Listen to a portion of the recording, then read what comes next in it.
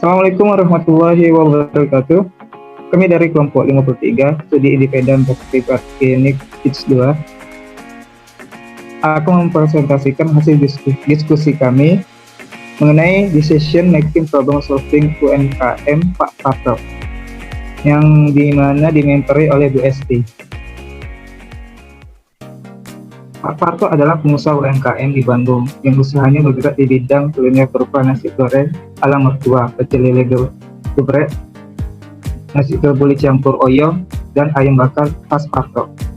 Usahanya berkembang dengan sangat pesat sehingga pada tahun 2018 dia sudah memiliki warung permanen yang tetap di 6 lokasi di Kota Bandung.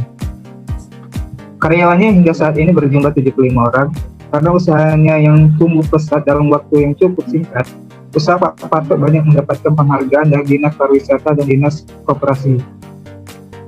Pak Parto juga sudah membuka jalur kuliner online yang berkontribusi cukup besar, yaitu sebesar 40% dari income yang ia dapatkan.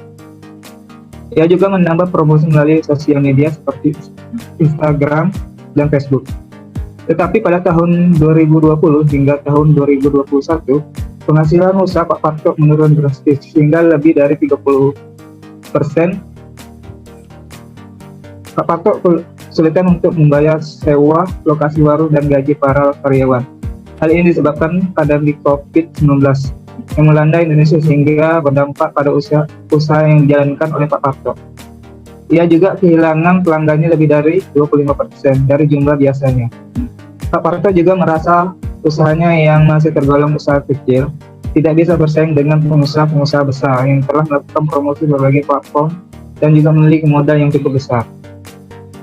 Dari gambaran usaha yang telah disampaikan oleh rekan saya tadi, dapat ditemukan dua masalah, yaitu yang pertama, omset usaha Pak Parto menurun lebih dari 30% sejak 2020 sampai 2021, dan yang kedua adanya 8 kompetitor usaha Pak Parto. Kedua permasalahan tersebut disebabkan oleh adanya pandemi COVID-19. Dampak dari adanya permasalahan tersebut adalah yang pertama, penurunan income penjualan Pak Parto. Yang kedua, Pak Parto kesulitan untuk membayar gaji karyawan dan sewa warung tempat usaha Pak Parto berjalan. Dan yang ketiga, hilangnya pelanggan setia Pak Parto. Baik, untuk solusi dalam menangani permasalahan yang ada, hasil dari diskusi kelompok kami, yaitu yang pertama, menjaga pengeluaran uang dengan menekan biaya produksi, biaya operasional, dan menutup gerai dengan profit yang signifikan, seperti gerai-gerai yang sudah di-mix menjadi kafe, karena selama masa pandemi tidak memungkinkan untuk dilakukannya dine-in. Yang kedua, menerapkan sistem delivery order dan ojek online. Yang ketiga, memberikan promo-promo menarik dan diskon. Yang keempat, inovasi makanan mengikuti tren, sehingga pelanggan memiliki pilihan lain. Yang kelima, skill karyawan dikembangkan dan diberdayakan lagi, sehingga karyawan diharapkan bisa lebih multitasking. Yang keenam, melakukan promosi ke perusahaan dalam bentuk catering. Sehingga keputusan yang dapat diambil oleh Pak Parto dari solusi-solusi tersebut yaitu yang pertama, meningkatkan layanan kerja dan menu makanan. Yang kedua, menggunakan jasa layan antar dan ojek online karena di masa pandemi, masyarakat enggan untuk keluar rumah untuk membeli makanan. Yang ketiga, mulai melakukan promosi ke perusahaan-perusahaan.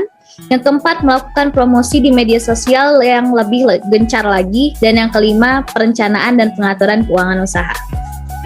Baik, sekian presentasi dari kami, kelompok 53. Apabila ada kesalahan mohon dimaafkan. Terima kasih.